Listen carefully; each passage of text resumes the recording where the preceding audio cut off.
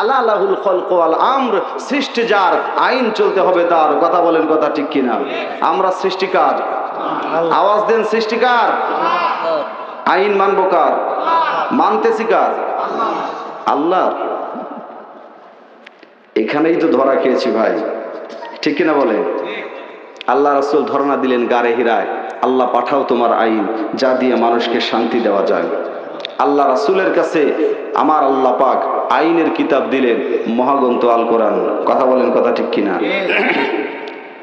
সুতরাং তার জীবন থেকে প্রমাণিত, মানব রচিত কোন আইন দিয়ে মানুষকে শান্তি দেওয়া যাবে না। আজকে আমরা আধুনিক পৃথিবীর এত জ্ঞানী গুণী পণ্ডিত হবার পরেও এটা বুঝলাম না। আজকে কোরআন আমাদের ঘরে ঘরে আছে, কিন্তু কোরআনের আইন এই সমাজে বাস্তবায়ন নাই। কথা বলেন, কথা ঠিক কিনা?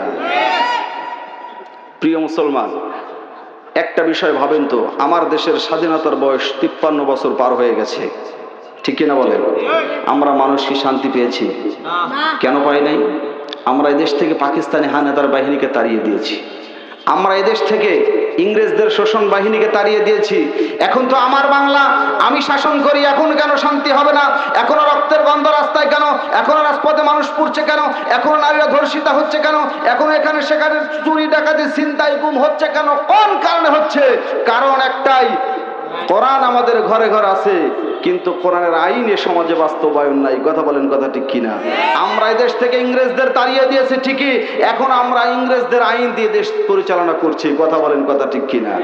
প্রিয় মুসলমান, বড় আফসোস লাগে। একটা প্রশ্ন করে আমি ভূমিকায় বেশি কথা লম্বা করব না, আমি একটা প্রশ্ন আপনাদেরকে ছুড়ে দিয়ে কথাটা আমি আমার মূল আলোচনায় চলে যাব ইনশাআল্লাহ। সেটা হলো, আজকে দেখেন আমার এই দেশটাকে আমরা বলি সোনার বাংলা, ঠিক কিনা বলেন? সোনার বাংলাদেশ বলি না ভাই? পিছনে ভাইরা আমার কথা বুঝতেছেন না? একটু আওয়াজ দিবেন ভাই, আমার কথা আওয়াজ না দিলে আমি আলোচনা করে মজা পাবো না। আমরা এই দেশটাকে সোনার বাংলাদেশ বলি। আচ্ছা বলেন তো, আল্লাহ রাসূল সাল্লাল্লাহু আলাইহি ওয়াসাল্লাম জন্ম ছিল মক্কায়, আল্লাহ রাসূলের বেড়ে ওঠা ছিল কোথায়? মক্কায়। আল্লাহ রাসূলের বিয়ে ছিল মক্কায়। আল্লাহ রাসূল কোরআনুল কারীম পেয়েছেন কোথায়? মক্কায়। আল্লাহ রাসূলের 63 বছর জিন্দেগিতে 53 বছর জিন্দেগি কাটিয়েছেন কোথায়? ঠিক কিনা বলেন? এখন প্রশ্ন হলো, মুসলমান, আল্লাহ রাসূল 63 বছর জিন্দেগির মধ্যে 53 বছর যদি মক্কায় কাটায় আর 10 বছর যদি মদিনায় কাটায়, সোনার মক্কা আমরা কেউ বলি না, সোনার মদিনা কেন বলি? বুঝতেছেন কি আমার কথা? বোঝেন নাই? সোনার মক্কা কি বলি আমরা? কেন বলি না ভাই? সোনার মক্কা কেন বলি না? আর সোনার মদিনা আমরা কিন্তু মুখে না বললেও কিন্তু অন্তর থেকে বের হয়ে আসে। কি বলেন বাবাজি, ঠিক না? কেন?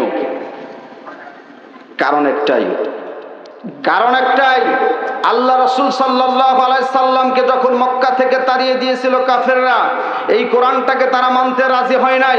যখন মদিনায় গেল, মদিনার মানুষগুলিকে আল্লাহ রাসূলকে ওয়েলকাম, স্বাগতম জানিয়ে গ্রহণ করলো, বলল, ইয়া রাসূলুল্লাহ, ইয়া হাবিবাল্লাহ, আজ থেকে মদিনার সংসদে চলবে কোরআন, মদিনার সংবিধান হবে কোরআন, আজ থেকে আপনি কোরআন দিয়ে দেশ পরিচালনা করবেন। আমরা নির্দ্বিধায় সেটা মেনে নিলাম। আল্লাহ রাসূল 10 বছর মদিনায় কোরআন দিয়ে রাষ্ট্র ক্ষমতা, রাষ্ট্র পরিচালনা করার কারণে মদিনার মানুষগুলি সোনার মানুষ হয়ে গেছে। সোনার মদিনা সেদিন থেকে হয়ে গেছে। আওয়াজ দিয়ে বলেন সুবহানাল্লাহ।